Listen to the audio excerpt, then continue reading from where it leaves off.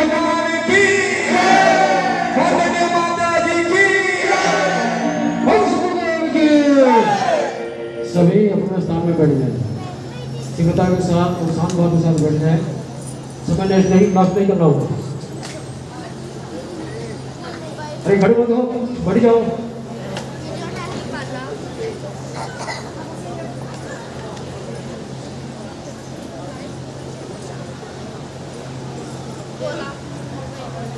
जल्दी से बैठ जाओ।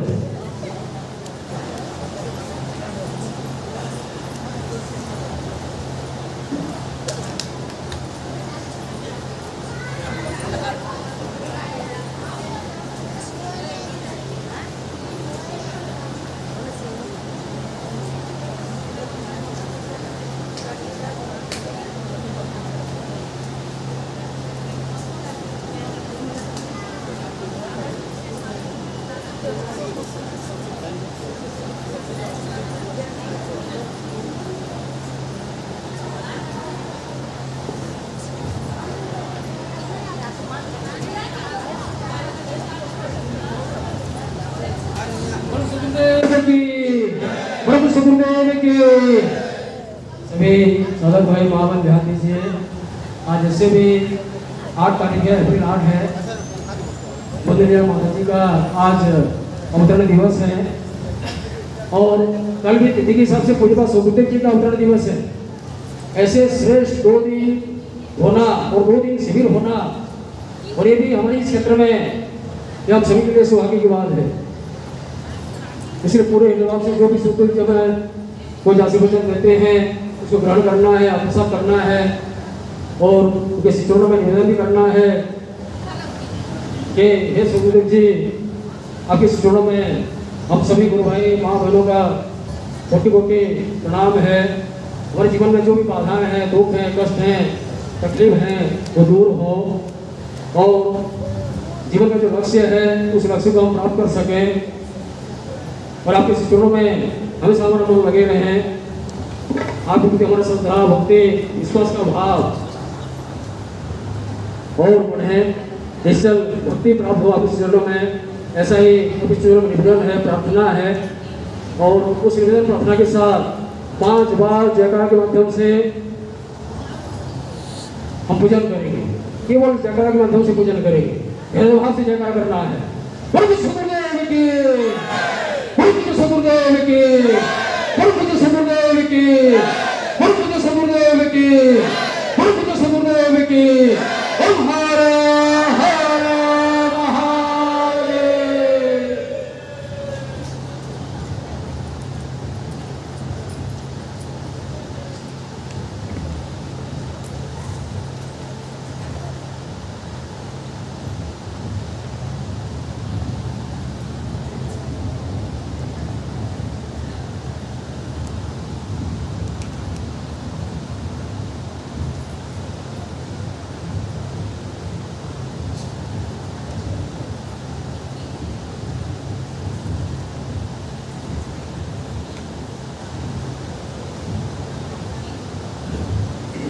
बहुत ही सुश्रेष्ठ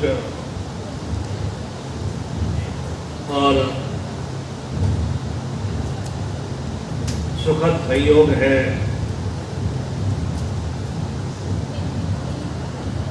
कि जगन्नाथपुरी धाम के बाद बलभद्र और सुभद्रा की चैतन्य भूमि और साधनात्मक शिविर संपन्न करने के बाद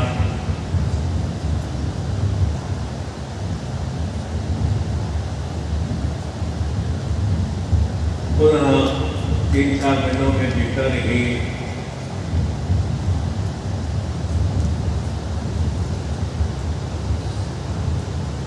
पूरे सृष्टि में सर्वश्रेष्ठ भगवान नरसिंह के इस तपोभूमि पर भी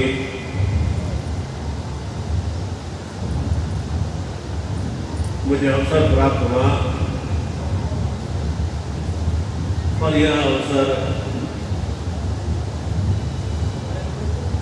सही स्वरूप में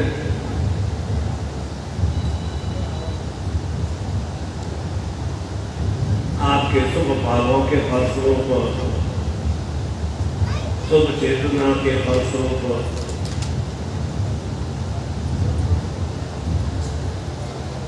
यहाँ पर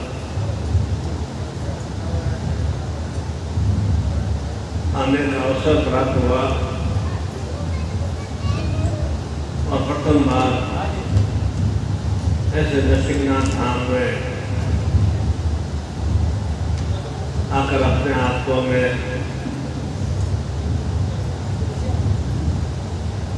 बहुत ही महाविभोर स्वरूप में श्रेष्ठ आत्मा रूप में अपने आप को धन्य धन्य महसूस करता हूँ और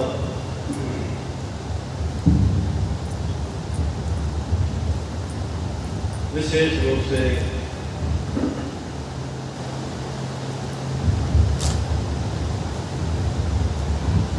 ऐसे नरसिंहनाथ धाम में आकर आपका भी जीवन नरसिंहमय बन सके, शक्तिमय बन सके,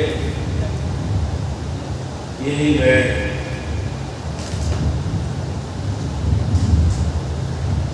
भगवान जगन्नाथ से,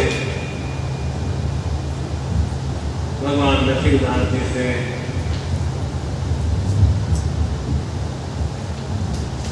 यही प्रार्थना करता हूँ कि आपके भी सांसारिक ग्रस्त जीवन में हर स्वरूप में आप मनोरूप में तो है ही, उस मनोरूप में निरंतर निरंतर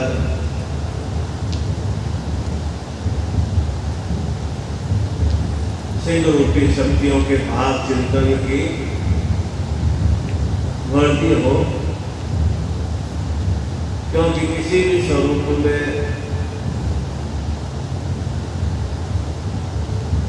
जगन्नाथपुरी से यह धाम न्यू नहीं है, जहां पर भी हमें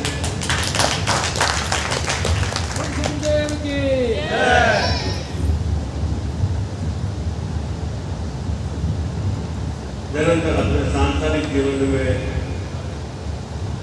कर्म करने की और कर्म फल प्राप्त करने की शक्ति की प्राप्ति हो, वही सही रूप में श्रेष्ठतम धाम है। और हमारा भाव चिंतन भी रहता है कि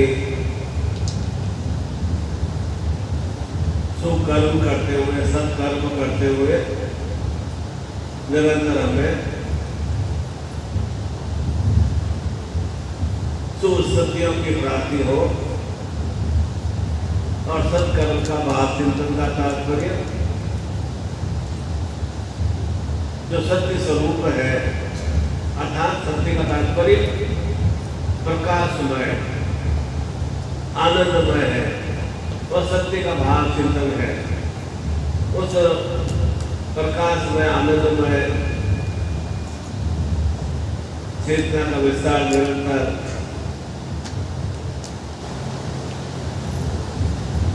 हमारे जीवन में विस्तार होता रहे, ऐसे ही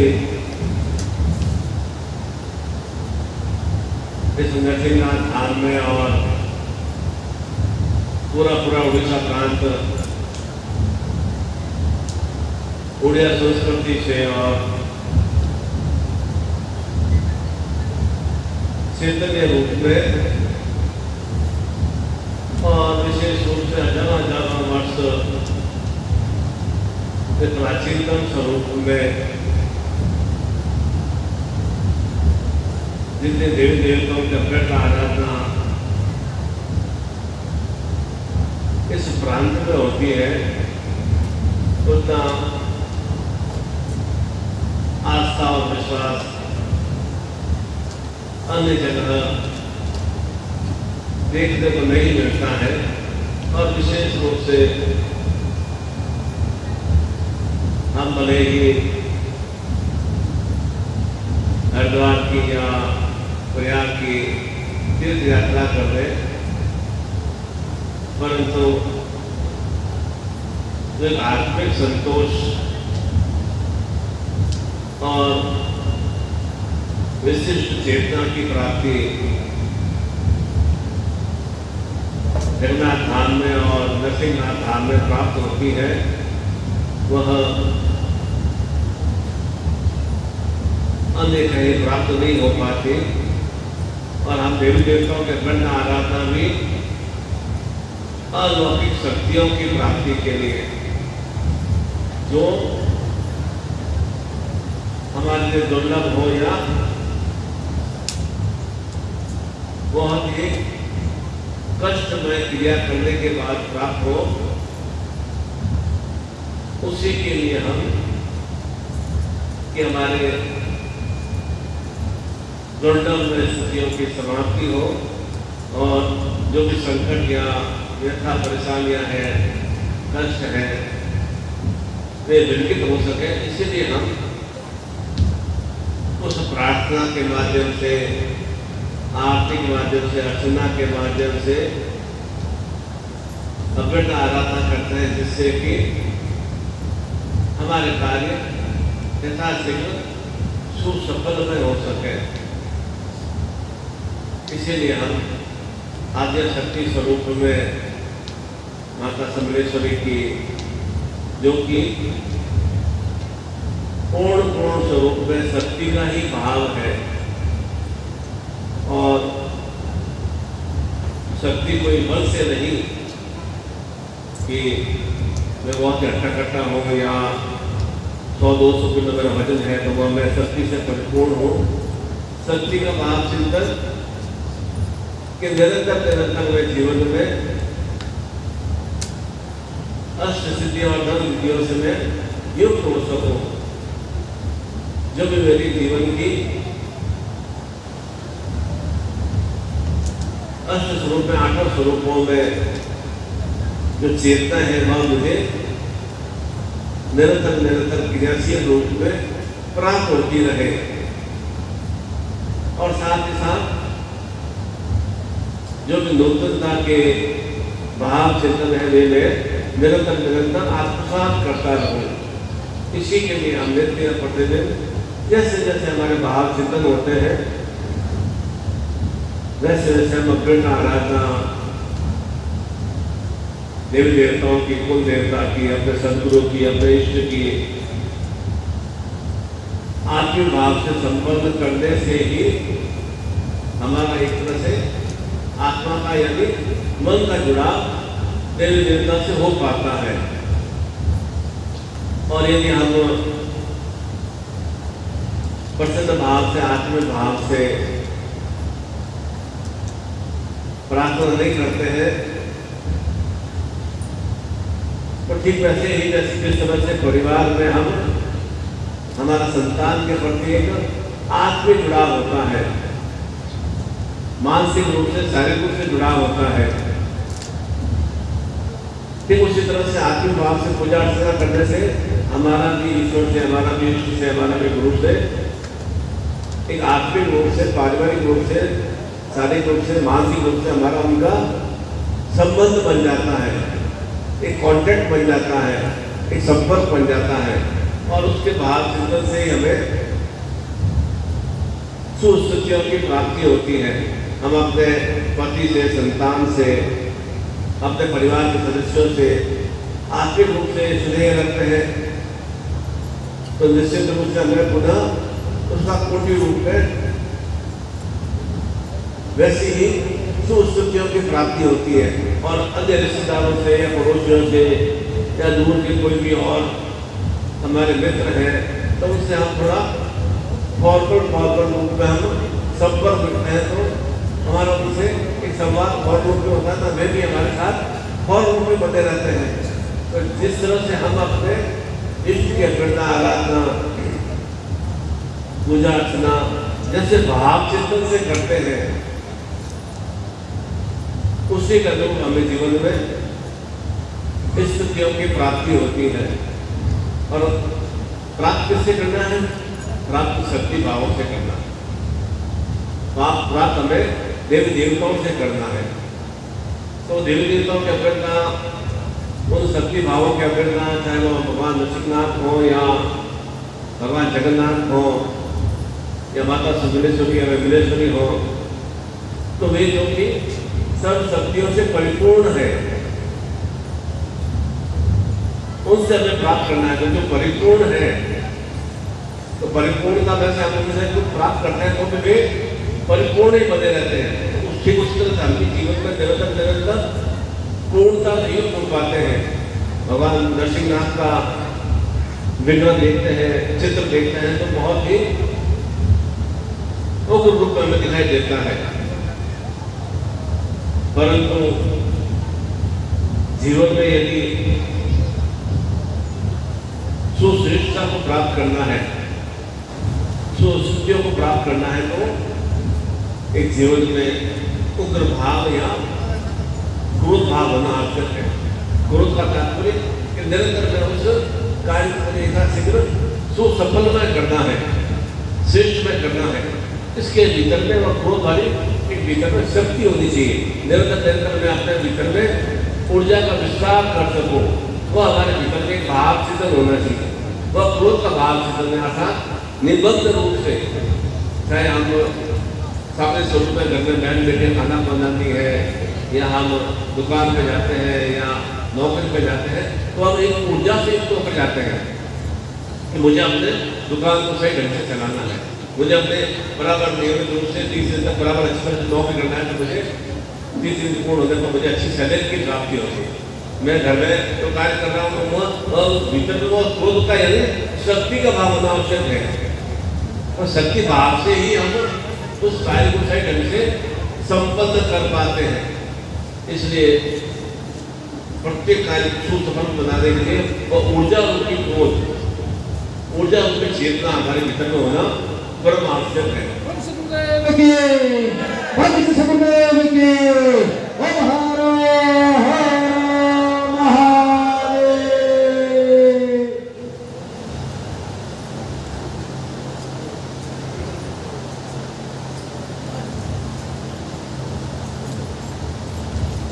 जिस तरह से मैंने बताया कि भगवान नरसिंह का स्वरूप एकदम क्रोध में दिखाई देता है, एकदम दांत और मुंह बड़ा बड़ा, तो निश्चित रूप से वे कोई राक्षसी में उनका आभाचित्र नहीं है कि किस तरह से विशाल विशाल स्वरूपों में असुरों का संहार करना है।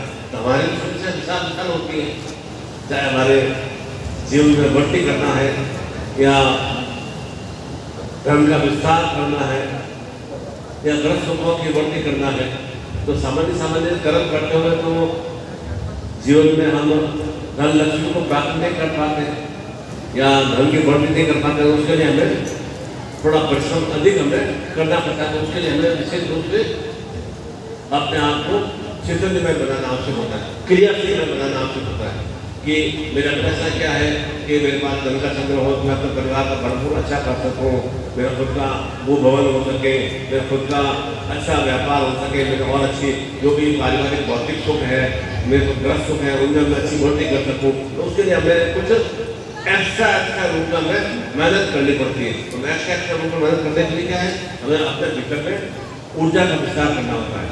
ठीक उसी तरह से भगवान नरसिंहनाथ हमें वही चेतना प्रदान करते हैं। किस तरह से, जो कि सर्वप्रथम तो वे विष्णु स्वरूप है, अर्थात विष्णु का मतलब नारायण स्वरूप है।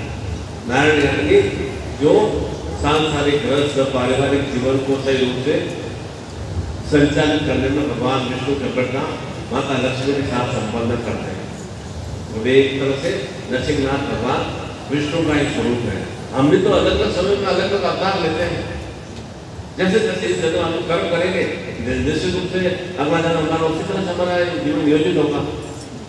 अब हो सकता है कि हम अच्छे कर्म करके और अच्छे घर में हमारा एक अभ्युदय हो सके, हमारा एक जन्म हो सके। प्राणगल कर्म करेंगे तो हो सकता है कि और ये हमारे इस जीवन से भी अधिक दरिद्र में जीवन की प्राप्ति हो। और जब आप प्राणगल कर्म करेंगे तो हो सकता है हम पशु रूप में या कीट पतंगों रूप में, जानवरों के रूप में या कीड़े मकोड़ों रूप में जन्म हो सकता है। जैसे हमारा कर्म भाव होता है ठीक उसी तरह से देवी देवता भी निरंतर कर्म और क्रियाशील बने रहते हैं। उसी तरह से समय समय पर वे अवतार ग्रहण करते हैं। जिस तरह से भगवान विष्णु ने 10 अवतार ग्रहण किए, भगवान रुद्र ने 12 अवतार ग्रहण किए, माता आद्या शक्ति ने 9 अवतार ग्रहण किए, 10 वामदेव के स्वरूप में अवतार ग्रहण किए। ठीक उसी तरह से भगवान नरसिंहनाथ विष्णु का ही स्वरूप है जो कि जीवन के पालन करता स्वरूप है। और प्रत्येक देवी देवता हर स्वरूप में जीवन में सुशक्तियों की वृद्धि करते हैं। आद्या शक्ति की, समलेश्वरी की या दुर्गा के व्रत आराधना करते हैं। इसका मतलब नहीं है कि खाली वो शक्ति प्रदान करती है। शक्ति के साथ जो भी जीवन की अभाव है, तकलीफ है, बाधा है, उनका भी वो संहार करती है। शत्रु के संहार नहीं करती है। ये हमारे जीवन के शत्रु है कि रोग कष्ट में हो या धन का अभाव है, धन कला वाली स्थितियाँ हैं या मेहनत करने के बाद मुझे सुख फल की प्राप्ति नहीं हो पा रही है, ये क्या हमारे जीवन के शत्रु है। उन शत्रुओं का बाधा शक्ति या समलेश्वरी माँ दुर्गा सरदार करती 10 वामदेव के रूप में माँ दुर्गा के स्वरूप में। ठीक उसी तरह से भगवान नरसिंहनाथ का पूजा अर्चना 12 स्वरूपों में होती है। कैसे? क्रोध स्वरूप में, क्रोध स्वरूप में करने से ऊर्जा की प्राप्ति होती है। मलोल स्वरूप में, ज्वला स्वरूप में, वराहा, भार्गव, करंज, योग रूप में अर्थात सभी हमारे जीवन की क्रियाओं को योग में बताता है। जहाँ पर योग में स्थितियाँ स्थापित हो जाती है, मेरा पति पत्नी से योग में स्थितियाँ मिल जाती है, संतान से योग में स्थितियाँ मिल जाती है, वहाँ निरंतर जीवन में अभिवृद्धि होती है। और पत्नी अलग क्रिया कर रही है, पति अलग क्रिया कर रहा है, या बीच में कलह या प्राणगल भाव चिंतन है, तो वहाँ योग नहीं है, तो वहाँ एक कटा वाली स्थिति आ जाती है, माइनस वाली स्थिति आ जाती है, विभेद वाली स्थिति आ जाती है। तो भगवान नरसिंहनाथ उग्र रूप में, क्रोध स्वरूप में, मलोल स्वरूप में, ज्वला स्वरूप में, वराह स्वरूप में, भार्गव स्वरूप में, गगन स्वरूप में, लक्ष्मी स्वरूप में, चक्रावतार स्वरूप में हर तरह से हमें सुश्रेष्ठ बनाते हैं। इसलिए भगवान नरसिंहनाथ के अंदर का आराधना संपन्न है। ऐसे मैंने देखा था कि जगन्नाथ धाम और भगवान नरसिंहनाथ का धाम समान रूप से क्यों सुश्रेष्ठ में है, ऐसे ही नहीं बनाया गया धाम। यह अलग बात है कि यहाँ पर थोड़ा और उनके साधन कम है या लोगों को चेतना कम है, परंतु उनका किस तरह से दिव्य स्वरूप है, उस स्वरूप को हमें पहचानना है। उस स्वरूप को हम जान लेंगे किस तरह से हम पति पत्नी पारिवारिक रूप में संतान रूप में संतान का स्वरूप जान लेते हैं, उसके नेचर को जान लेते हैं। उसी तरह से हम उसके साथ क्रिया करते हैं ना कि मेरे संतान का नेचर कैसा है, उसके भाव चिंतन कैसे हैं, तो उसको और अधिक हम श्रेष्ठ बनाने के लिए क्या क्रिया करते हैं। फिर उसी तरह से जब भगवान के स्वरूप को हम ज्ञात कर लेते हैं, उनको चेतना को प्राप्त कर लेते हैं, उसके तरह हमें जीवन में अभिवृद्धि करना है। उनकी अग्रता आवाज से भगवान की तो महिमा भी बढ़ जाती है, महिमा हमारा कार्य का विस्तार होना प्रारंभ हो जाता है, हमारे कार्य यथा शीघ्र सफल होने प्रारंभ हो जाते हैं। इसलिए हम ईश्वर की या देवी देवताओं की या गुरु की या कुल देवता की अग्रता आराधना संपन्न करते हैं। और इसके माध्यम से क्या होता है, विशेष रूप से सब प्रकट होता है जो कि बंधन रूप स्थितियां हैं। बंधन का मतलब मानसिक रूप से कोई बुद्धि से बांध देता है, बुद्धि में अच्छी पढ़ लिखा हूँ, सब कुछ बड़ी से अच्छा ले सकता हूँ, परंतु बुद्धि वैसे कुंद कर लेता है, बांध देता है, तो वह बंधन रूप क्रिया होती है। उस बंधन के फलस्वरूप मैं कर्म तो करना चाहता हूँ और उसमें मैं प्रारंभ भी कर देता हूँ, परंतु उसका सफल नहीं हो पाता हूँ क्योंकि बंधन वाली क्रिया हो जाती है। इसी तरह से साथ साथ में तंत्र रूपी वो स्थितियों के भाव चिंतन से, अर्थात तंत्र का मतलब मेरे पूरे शरीर के भीतर में जो भी रोग प्रतिरोध है या करोड़ों जो नाड़ियाँ हैं, उससे एक तरह से पूर्ण रूप से वह वशीभूत कर लेता है। कोई भी अलग विषाद रूपी या राष्ट्र रूपी क्रिया वशीभूत कर लेता है, वह तंत्र रूपी क्रिया होती है। और साथ साथ में विषाद रूपी मतलब एक तरह से इस तरह से जब बंधन वाली क्रिया हो जाती है, तंत्र रूपी क्रिया हो जाती है, तो वह निरंतर अर्ध राक्षसी प्रक्रिया में ख्याल में प्रारंभ हो जाती है। नहीं चाहते वो भी अर्ध क्रिया करता हूँ, बोलना कुछ और होता है, बोल कुछ और खाता हूँ, करना कुछ और होता है, होता कुछ और है। ये एकदम से पिशाच वाली क्रिया है, प्रेत वाली क्रिया है। मेरी बुद्धि तो अच्छी है पर एकाएक मेरे को क्रोध आ जाता है, एकाएक मेरे एकदम बहुत ही उग्र स्वभाव हो जाता है। वो क्या भाव चेतन है, वह एक तरह से उन्माद वाले से राक्षस वाले से भीतर में राक्षस नहीं है, और तो जिस तरह से हमारे शरीर के भीतर में इस तरह की विषम स्थितियों को भी प्रवेश कर जाते हैं, तो उस कारण से हमारे जीवन में इस तरह की अंदर क्रियाएं विस्तार हो पाती है। उनसे निवृत्ति का ये भाव चेतन हमें भगवान नरसिंहनाथ की कृपा से, उनकी चेतना से हमें वह तंत्र रूपी या धर्मबंधन रूपी या शरीर बंधन रूपी या प्रेत रूपी या पिशाच रूपी उन क्रियाओं से निवृत्ति प्राप्त होती है। जब भीतर की सब अधिक अधिक समस्याओं से हमें निवृत्ति प्राप्त होगी तभी तो हमारे जीवन में सुश्रेष्ठ आएगी। भीतर में मेरा आगे से बढ़ा हुआ है, भीतर में मेरा खून पड़ा हुआ है, और फिर मैं कहूँगा कि अच्छा संयममय वाणी होनी चाहिए, सात्विक वाणी होनी चाहिए, पति के साथ प्रेम से बातचीत करना चाहिए, संतान के साथ एक पूर्ण आत्मीयता से, प्रसन्न भाव से, पिता के रूप में उनसे बात होनी चाहिए। तो भीतर में क्या बना हुआ है, भीतर में विश्वास करो, भीतर में प्रेम वाला नहीं चाहिए, भीतर में तत्व भी मेरे शरीर को मानसिक चिंतन को कुछ का कुछ एकाएक करके ऊपर हो जाते हैं एकदम, क्यों हमारे भीतर में एकदम तनाव वाली स्थिति आ जाती है। थोड़ा सा बैठते हैं एकदम लगता है वो शब्द हो रहा है या अंदर कुछ अवश्य क्रिया हो रही है, क्यों हो जाता है ऐसा, वह तब उनकी क्रियाओं से पसंद हो जाता है।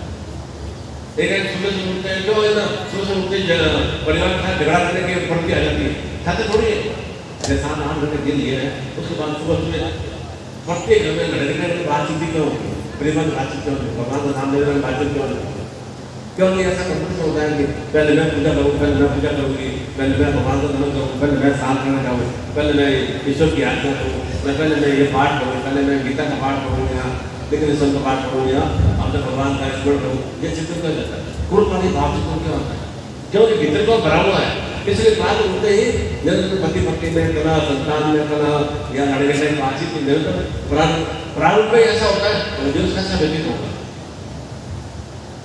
आप यहाँ पे आप अपने घर में डालें, भाई शुरुआत में ही कोई भी आपको गाड़ी के ऊपर टक्कर मार दे, डर से भय से ग्रस्त रहेंगे।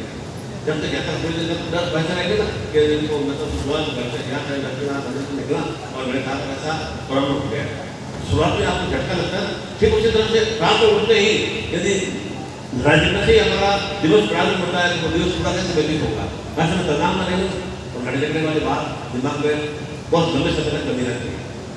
कोई आपको गाली भी दे देते हैं, बहुत लंबे समय हम उसका एक्सप्लोर करते हैं, मुझे उसने गाली दिया था, उसने उसके साथ बैठा था, ऐसे बैठा था, उससे अनगत क्रिया की ऐसा मेरे को अक्सर बोले थे, वो हमें स्मरण रहता है, और कोई हादसा हो जाता तो हमें बहुत लंबे समय तक याद रहता है।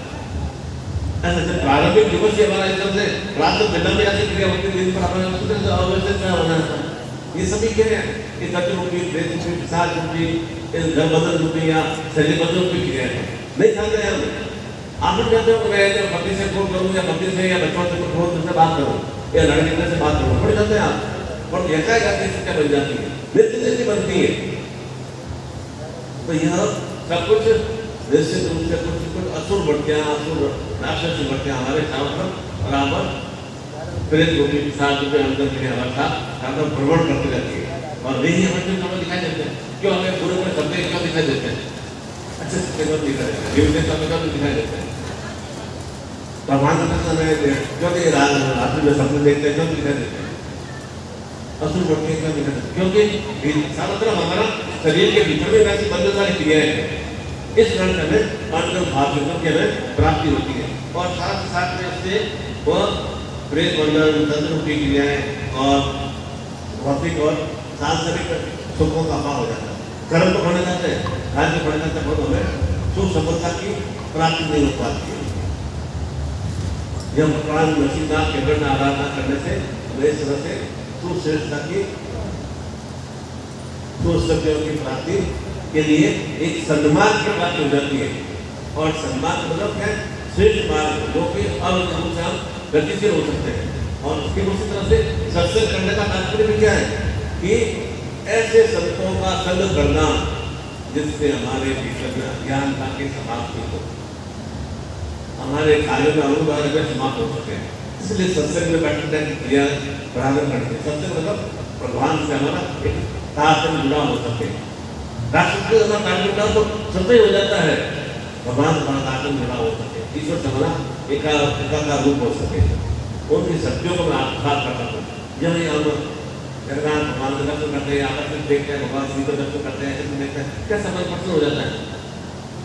और ठीक उसी के विरुद्ध रावण का दर्शन देखते हैं, कैसा हमारे भीतर में अंतर भाव रहता है, क्रोध भाव जाते हैं, कैसा वह असुर भक्ति का व्यक्ति था, कैसा वो ज्ञानी होते हुए भी अज्ञानता के बोल रहा। क्यों हमें ऐसा ये चित्र देखने से ऐसे हो जाता है भीतर में, तो निश्चित रूप से जब 24 घंटे या कुछ दिन पर इस तरह से अंदर क्रिया हमारे साथ होती है, तो कैसे हमारा जीवन विषम में शक्तियों से युक्त हो जाता है। तो भगवान नरसिंहनाथ माता समलेश्वरी को शक्ति में प्रदान करती है कि आप मनुष्य है, नर है, और नर में आप शीघ्र बन सके, विजयश्री बन सके, वह हमें एक चेतना प्रदान करती है। और साथ ही साथ में निरंतर जिस तरह से भगवान नरसिंहनाथ ने मूषिका रहती है, मूषिका का उसके संहार के लिए ही महाराजा केसरी स्वरूप में भगवान विष्णु स्वरूप में उन्होंने अवतार ग्रहण किया। जैसे अपने असुरों को संहार करने के लिए भी कैसे हम अपने क्रिया करते हैं, जैसे कि बच्चा अगर क्रोध में हो जाता है या घर में कोई अन्न किया जाता है, किस तरह से हम अपने आप को थोड़ा व्यवस्थित कर लेते हैं कि बच्चा क्रोध मांग गया तो कैसे उसको थोड़ा शांत करना है। फिर उस तरह से वो महाराजा केसरी स्वरूप में उन्होंने उस व्यक्ति को मुसीबत व्यक्ति को समाप्त करने के लिए अवतार प्राप्त किया, और अवतार के माध्यम से उन्होंने उसका संहार किया। फिर उसी तरह से हमारे भी परिवार में भी इस तरह से असुर बढ़ते होते हैं, कैसे हम आपको समय वो थोड़ा विवाह होता है, कैसे अपने आपको सब फिर ढंग से छटा कर लेते हैं।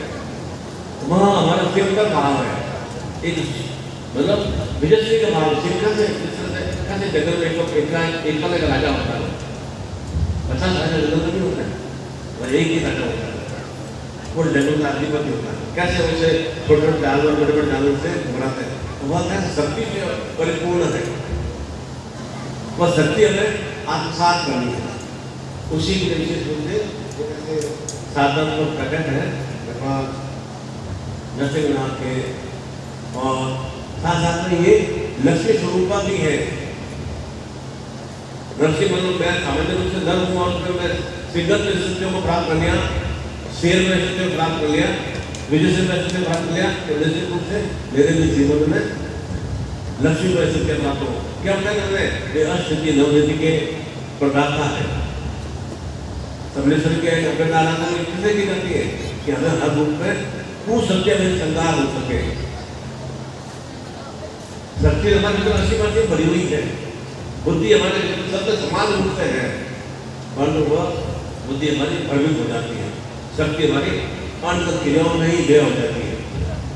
उनके निदान के लिए विशेष रूप से अष्टि नवनीति माता समलेश्वरी शक्ति रूपा और स्वर्ण लक्ष्मी का साधन तो प्रकट में, और शिव परिवार का भी साधन शिव परिवार में हमारे जीवन में सुस्थितियों की वृद्धि हो। शिव मतलब एक हमारे जीवन में मृत्युंजय स्थितियों की वृद्धि हो, अर्थात दुख संताप प्रणव से मैं विजय प्राप्त कर सकता हूँ। और साथ साथ में माता गौरी स्वरूप में, समलेश्वरी स्वरूप में मेरे घर में लक्ष्मी की अभिवृद्धि हो, साथ ही साथ विघ्नहर्ता स्वरूप में गणपति की चेतना का विस्तार हो। कोई शुभ कार्य प्रारंभ करते हैं तो भगवान गणपति की अपेक्षा किससे की जाती है कि निर्विघ्न रूप से मेरा कार्य निरंतर क्रियाशील रहे, गतिशील रहे, चाहे वो गृह प्रवेश का हो या दुकान का वर्क हो, या बच्चों का मंडल संस्कार हो, या युग संस्कार हो, वैवाहिक संस्कार हो, या घर में कोई और अन्य शुभ कार्य हो। क्यों हम गणपति की अपेक्षा करते हैं कि वे गणों के प्रति देवी देवताओं के अधिपति हैं, इसलिए उनकी अपेक्षा आराधना की जाती है, जिससे कि मेरा कार्य निर्विघ्न स्वरूप में निरंतर सक्रिय और क्रियाशील रहे।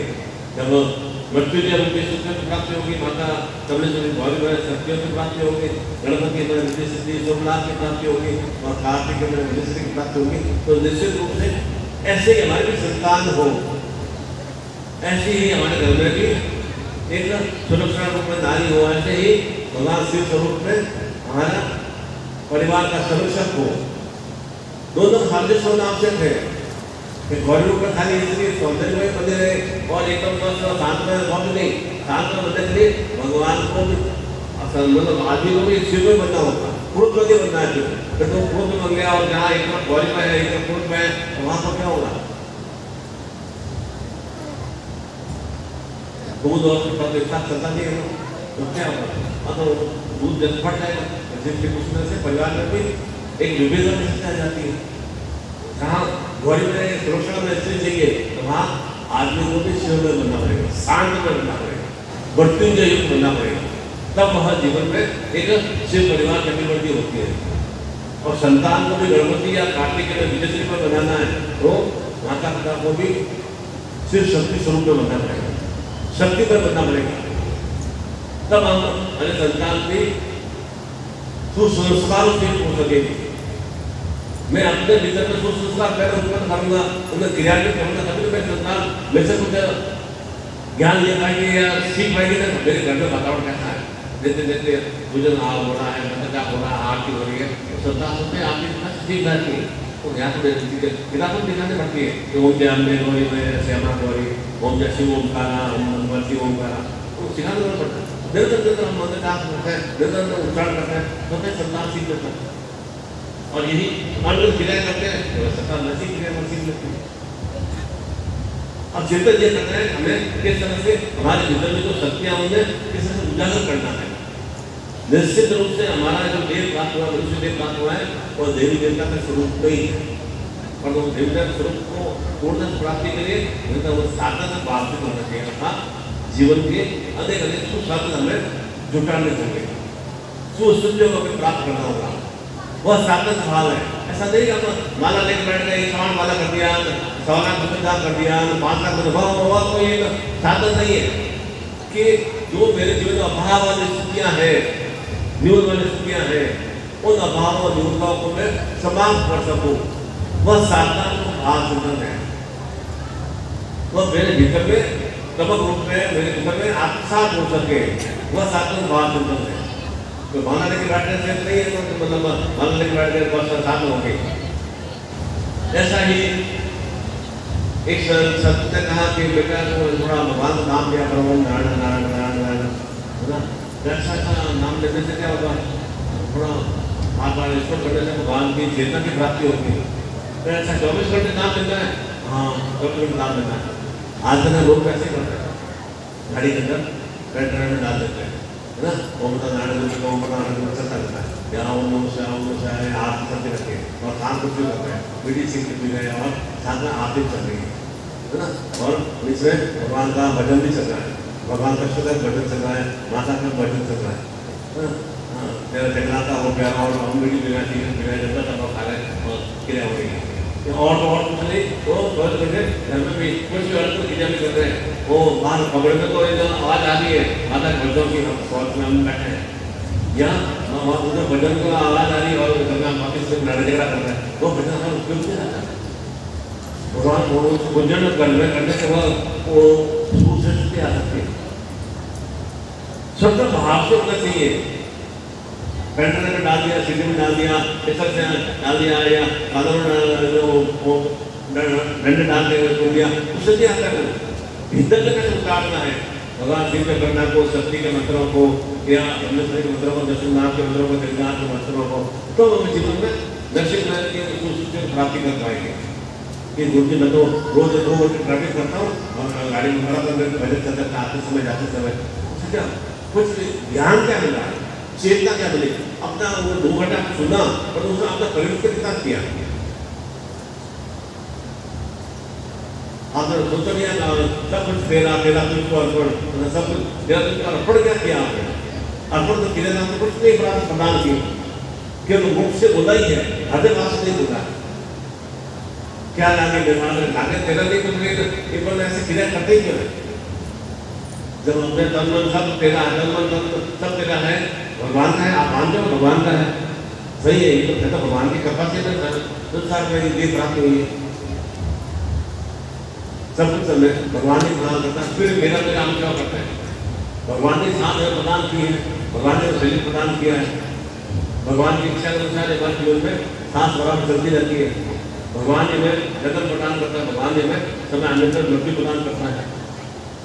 जब भगवान सब कुछ करता है तो फिर मैं काम मेरे सब तो ये मेरा है, ये मेरा है, ये मेरा है, ये मेरा है। जब आपका स्वयं का नहीं है, देह भी आपका स्वयं की नहीं है, मन भी आपका स्वयं का नहीं है, भगवान का प्रदान किया है, गुरुदेव का कर्म है, ठीक है। ये जो एक हमारे एक सहयोग बदल माता का कृपा से संसार में आएगा। और तो बताता तो कौन है? ईश्वर बताता है ना, उन्हें कुछ चेता प्रदान किया अपने माता पिता को, तब हम संसार में आएगा। तो जब सब कुछ भगवान का है तो फिर आप मेरे करने का सकता है क्या? इसी तरह से जब मेरे का चिंतन भाव समाप्त हो जाएगा और मेरा सब मुझे ईश्वर की कृपा से प्राप्त हो जाएगा। मैं जगत निरंतर अपने देवी देवता का, ईश्वर का और अपना कर्म करता रहूँगा, अपना कार्य करता रहूँगा शुभ भाव से, तो निश्चित रूप से हमारे कार्य सुसफल में होते ही होते हैं। और ये जितना नहीं नजर तो कुछ इतना मदद किया है, जल्दी सालों से तो गुरुदिशा दिया हुआ, सालों में गुरुदिशा दिया हुआ है और मेरे को कुछ कार्य सफल नहीं हुए। क्या करते हैं? बाप तो अंधजन करते हैं, अंधजन बाप करते हैं, गिन गिन के बातें करते हैं, अंधजन करते हैं, बोली के माध्यम से, विचारों के माध्यम से, कर्म के माध्यम से, क्रिया होने से पाप अंधजन करते हैं। और पापों का नाश करने के माला गिन गिन के बचना करते हैं। कितनी माना करने को एक लाख बनाता है, एक लाख बनाता है तो गुरु जी अरे पाप करते समय किधर नहीं था? कैसे मेरे मुँह से अपने परिवार के प्रति अंदर बात निकल रहे हैं, फिर संतान के प्रति, पत्नी के प्रति, पति के प्रति, अपने और दूसरे यार दोस्तों के प्रति, मित्रों के प्रति, या मैं कैसे खान पान कर रहा हूँ, मेरा रहन सहन कैसा है, ऐसा लोगों से बात ईश्वर नहीं था कि मैं अंदर भोजन कर रहा हूँ या किसी के प्रति अंदर विचार कर रहा हूँ, अंदर क्रिया कर रहा हूँ। उस समय पाप पर चिंतन नहीं किया था, क्यों मैं किसी के प्रति अंदर विचार करूँ? पाप तो हम अनगिनत करते हैं, आने वाले जानवरों का मार के भक्षण कर लेते हैं, अनगिनत क्रिया रूप में भी अनगिनत मद्यपान कर लेते हैं, जंगल तंबाकू में खा लेते हैं, शरीर का सत्यानाश कर लेते हैं। तो कहते हैं मुझे मेरे शरीर का ये हाल हो गया। हाल किया किसने? हाल अपने स्वयं ने किया ना। अब मेरे शरीर में आरोग्यता की प्राप्ति हो, धनवंतरी की प्राप्ति, धर्म की प्राप्ति होगी कैसे? तो उसके लिए पाप को करने से ऐसा आपको कोशिश ही क्यों करें जिससे कि हमारा जीवन एकदम अशुभ में बन जाए, राक्षस बन जाए। ये राक्षस के भाव इतना आता कहाँ से? छोटे बच्चे थोड़े राक्षस भाव आ रहा है अभी, कहाँ से सीख गया? क्रोध माता पिता के परिवार के द्वारा सीखे, या संस्कार कहाँ सीखेगा? माता पिता के द्वारा कुछ संस्कार सीखेगा या कुछ संस्कार सीखेगा। परिवार में जैसा होगा, थोड़ा 15 घंटे तो बच्चा घर में 8 मिनट पढ़ रहा है, 15 घंटे 16 घंटे घर में जाता है ना, 6-7 घंटे के बाद स्कूल जाता है, अधिकांश संस्कार विकसित किया उसने। संस्कार कहाँ से मिले? अध्यापक थोड़ी सिखाता है कुछ संस्कार कि देवता को खाना चाहिए, मद्यपान करना चाहिए, कि हर समय बस घर में क्रोध करना चाहिए, लड़ाई झगड़ा करना चाहिए, वो थोड़ी सिखाता है। मतलब कोई अध्यापक थोड़ी सिखाता है, कोई थोड़ी शिक्षा दी जाती है। घर में जैसे आपको मिलता है, आप यहाँ पर उड़िया उड़ीसा बैठे हैं, आप घर में जैसे भाषा बोलेंगे वैसे बच्चा सीखता है, थोड़ी सिखाना पड़ता है। उड़िया भाषा सिखाना पड़ता है, जैसे बोलता वैसे सीखेगा। यदि आप ये आप राजस्थान में बैठेंगे या उत्तर प्रदेश में बैठेंगे, हाँ हिंदी बोलने में कुछ पढ़ा देंगे, बच्चा हिंदी बोलना शुरू कर देगा। उड़े मैं उड़े से बोल पाऊँगा, मैं यहाँ आ ही नहीं ज़्यादा लंबे समय तक उड़े से बोल पाऊँगा। आप उधर उत्तर प्रदेश में राजस्थान में रहोगे तो आप हिंदी नहीं सीख पाओगे। कैसे वो भारत से कहाँ जाए? सिखाना थोड़ी पड़ा उड़िया उसको, या सिखा थोड़ी पड़ता है हिंदी को। वो भारत से घर से प्राप्त हुई। ठीक उसी तरह से भीतर में असुर बढ़ते हो संघार के लिए उन्मान, क्रोध, इस तरह के जो भी विषम स्थितियाँ हैं, दर्द रूपे स्थितियाँ हैं, किसान रूपे स्थितियाँ हैं, प्रेम रूपे स्थितियाँ हैं, और घर बंधन रूपे स्थितियाँ हैं, शरीर बंधन रूपे स्थितियाँ हैं, उसके कारण से जीवन में इतनी विषमताएं, इतनी कुस्थितियों की बढ़ती हो रही है। उसके संताप के लिए विशेष रूप से वह स्वर्ण खपर लक्ष्मी जो भगवान स्वर्ण रूप में हमें अर्थात कर्म करे उसका सेवा से तो फल की प्राप्ति हो, उससे सोने की मुद्रा नहीं आएगी, सोने के सिक्के नहीं आएंगे उसमें, तो सोने की कोई बोला नहीं आएंगे उसमें कि मैं थोड़ा सा कार्य करूँ, कर्म करूँ और कर अष्टसिद्धि नवसिद्धि लक्ष्मियों की प्राप्ति हो सकती है। मेरे भीतर के जो भी आसपास वातावरण में जो भी तंत्र में व्यक्ति की वो सत्या है, वे सब और मृत्यु रूपी सत्या है, मृत्यु रूपी सत्य पर मैं विजय प्राप्त कर सकूँ। वह एक साधन का प्रकट जैसे विशेष महादेव शक्ति भगवती का अपरण वर्ण भी है, माता जी का अपरण वर्ण भी है। ये अपरण वर्ण संपूर्ण क्यों करते हैं? देवी देवताओं का। अभी 8 दिन पहले हमने भगवान श्री राम का अपरण वर्ण राम रूप भी संपन्न किया। अभी 2 दिन पहले हमने हनुमान जी का अवतरण पर्व संपन्न किया। क्यों? क्योंकि वे इतने सर्व ज्ञान स्वरूप है, वे पुरुषोत्तम युक्त है, पुरुषों में सर्वश्रेष्ठ है, इसलिए उनका हमने उनका भगवान श्री राम का अवतरण पर्व संपन्न किया। हनुमान जी का किस तरह से बल बुद्धि ज्ञान प्रदाता है, वे बजरंग बली अर्थात असीम रूप में वे शक्तियों से युक्त है, इसलिए उनके अपने 2 दिन तक उनके अपने आराधना संपन्न की। इसलिए अभी वैशाख पूर्णिमा आएगी, भगवान बुद्ध का अवतरण पर्व संपन्न करेंगे, बुद्धि से वही गुण बन सके। हमारा अवतरण पर्व क्यों होता है? क्यों हमें ऐसा कुछ विशेष श्रेष्ठ क्रिया नहीं कर पाते। और श्रेष्ठ क्रिया करने से भाई हम अपने पूर्वजों का स्मरण भी करते हैं, नहीं मैं दादाजी से कर्म सिद्धि श्रेष्ठ में थे, थे या मैं अगर इतना निश्चित रूप से आपका भी अवतरण पर्व आगे आने वाले पीढ़ी आपका भी अवतरण पर्व संपन्न करेंगे। सुज्ञान से, सुचेतना से, सुकर्म से, सुभावों से और सुश्रेष्ठ एक देविका से बनेंगे। कैसे? लघु स्वरूप में तो भगवान से नाम है ना, कौन से उसमें पैदा होते हैं, उत्पन्न होते हैं, एकदम बहुत मान रूप में बनते हैं। भरत शत्रु में मान बनेंगे, लक्ष्मण का मान बनेंगे, उनके तो देवताओं की पूजा अर्चना करते ही नहीं। भगवान श्री राम की जब प्राप्त होते हैं, जय श्री राम, राम राम, भगवान श्री राम की जय हो, हर हर महादेव, क्यों बोला जाता है? जय श्री कृष्ण क्यों बोलते हैं? कि बार बार भगवान का स्मरण करने से हमारे भीतर में भी भगवान श्री कृष्ण की, भगवान श्री राम की, भगवान शिव की भावना चिंतन की बढ़ती है। जय कृष्ण बोलते नहीं, जय रावण भैया, जय रावण भैया बोलते नहीं है, जय विभीषण भैया नहीं बोला जाता, नहीं बोलते। तो किस तरह से हमारे भीतर असुरता की समाप्ति हो, बार बार एक चेतना हमारा विस्तार हो, इसलिए उनके अवतरण पर्व संबंधित माँ भगवती का भी शक्ति रूप का है। वो शक्ति रूपा के पद भी सदगुरुदेव महाराज सुश्रेष्ठ रूपा है, सुयोग से होता है। भगवान शिव अकेले की अग्रता दी जाती है, भगवान शिव के साथ में गौरी की अग्रता करती है, पार्वती की अग्रता की जाती है, विष्णु के साथ में लक्ष्मी की अग्रता की जाती है, कृष्ण के साथ में राधा की अग्रता की जाती है, राम के साथ में सीता की अग्रता की जाती है। ये रूप में कही जाती है, तब सृष्टि में सुवर्ती होती है।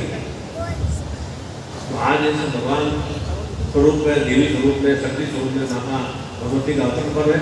ऐसे अवतरण पर्व पर विशेष काल समय पर हम विशेष क्रिया करते हैं, तो निश्चित रूप से उस समय का हमारे जीवन में विशेष परिवर्तन होने से क्या है। अभी नवरात्रि हमने संपन्न किया, नवरात्रि अंदर सफल कुछ हमने विशेष रूप से चैत्र नवरात्रि है, प्रारंभ हो गया है, हमारे लिए आने वाला ये 2080 में तो सफल बन सके। तो कैसे हम चैत्र नवरात्रि संपन्न किया। अब आप आज मैं नवरात्रि में शुरू करता हूँ पूजन में, शहर घंटे से आज पूजन करता हूँ, उसको मिले सुयोग काल का आपके घर में भी गर्भ का बहुत पढ़ने के बाद उस समय आप गर्भ से मत रखते हो ना कि आज बच्चे को इस समय कराना है, या इस समय बच्चे का विवाह का मौत है, बच्चे का विवाह मौत, उस समय आप मौत कराते हो ना। आपको कहीं रात्रि में 2 बजे की मौत है, ऐसा होगा नहीं, मैं तो आप दिन में 1 बजे कर दूंगा या दिन में 8 बजे सुबह कर दूंगा, ऐसा होगा नहीं। शुभ काल समय का उपयोग करना चाहिए, तो वह हमारे जीवन हमारा जो श्रेष्ठ में लगता है, वह हमारे संतान तो ज्ञान से युक्त होती है। फिर उसी तरह से आज माँ भगवती का अवतरण पर्व है, ऐसे अवतरण पर्व पर विशिष्ट काल वर्षित का प्राचीन दर्शन भी है, और प्राचीन दर्शन के बाद हम सभी जानते हैं। इस तरह से वह एक मूर्ति के साथ हमारे जीवन को एक बहुत ही आवाहित बनाती है। ऐसे सुयोग पर, सुश्रेष्ठ पर, समय पर हम विशेष रूप से क्रिया करते हैं, तो हमें सुफल की प्राप्ति होती है। इसलिए प्रत्येक खातिर तालिका के बाद ऐसे साधनात्मक प्रकट अवश्य होना चाहिए। साधना करेंगे तो जीवन के अनेक अनेक साधनों की वृद्धि होगी। साधना नहीं करेंगे मतलब नौ कर गया, शरण लेने के आया हूँ, हाथ जोड़ने के आया हूँ, नमस्कार करने गया, उससे कुछ होगा नहीं। कुछ क्रिया जो जीवन की विशुद्धता है, न्यूनता है, उनको समाप्त करने के लिए कुछ प्रैक्टिकल क्रिया करनी पड़ेगी ना। आप भूख लगेगी, आप प्रैक्टिकल क्रिया करोगे ना, भोजन ग्रहण करोगे तब आपका मतलब भूख से शांति होगी ना। प्रैक्टिकल करके बस भोजन पड़ा है, तो देख लिया बस गुरु जी कैसे कर दिया, हो गया काम। कैसे करने से काम हो जाता है, भगवान दर्शन कर दिए, नमस्कार कर दिया, नारायण चढ़ाने बस काम हो गया, ऐसा हो जाता है। बैटरी के आप थके हुए हैं, आप बहुत एकदम आराम करेंगे तो शरीर की थकान खत्म होगी ना, भूख लगेगा और खाना आप खाएंगे तभी आपकी सुधा शांत होगी ना। प्यास लगेगा पानी को पीना पड़ेगा ना। ठीक उसी तरह से जीवन में जो विषम का है उनको समाप्त करने के लिए साधन प्रक्रिया हमसे करनी पड़ती है। तो जीवन में हम अष्टसिद्धि नवनिधि लक्ष्मियों से युक्त होते हैं। और ऐसा ही विशेष इस भगवान नरसिंहनाथ के धाम में कि आप भी निरंतर नर स्वरूप है ही, वस्तु स्वरूप है नहीं, कीड़े मकोड़ों का स्वरूप है, जीव जंतुओं का स्वरूप है नहीं, जैसे तो देवी देवता ही जैसा आवा चित्र है वैसा हमारा भी आवा चित्र है।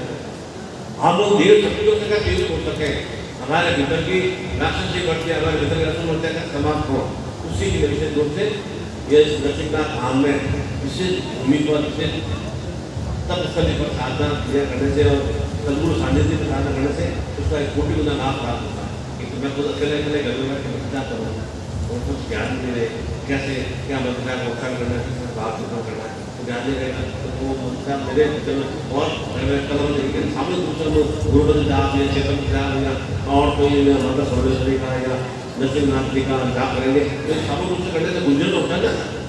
तो कैसे हमारे जीवन में एक आनंददायक भाव चिंता आती है। आरती संपन्न करते हैं, मंदिर में आरती संपन्न करते हैं तो आप एक साथ जयकारा बोलते हैं, कैसे एकदम आनंद वाला भाव आता है। और ये आप रोड पे चलते हुए एकदम जयकारा बोले तो कोई आनंद भाव आएगा ही नहीं, क्यों नहीं आएगा? सामूहिक रूप से ऊर्जा से हम और अधिक चेतन के बने आसपास की चेतन में प्राप्ति होती है।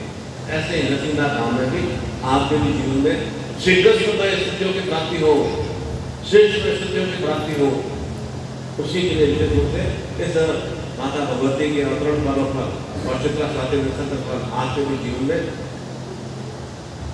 सुंदर सुंदर चित्रात्मक स्थितियों की वृद्धि हो, सुंदर सुंदर रूप में स्वाति में सुखदमय स्थितियों की वृद्धि हो, नवनिधि युक्त हो, शिव परिवार की चेतना युक्त हो और निरंतर आप स्वर्ण संपल की और वह कुबेर लक्ष्मी की चेतना युक्त हो, उसी की वजह साधना आप संपन्न करेंगे। मैं बिना कोटि कोटि आपको शुभ मंगल में आशीर्वाद प्रदान करता हूँ। बोलो सतगुरुदेव भगवान की जय।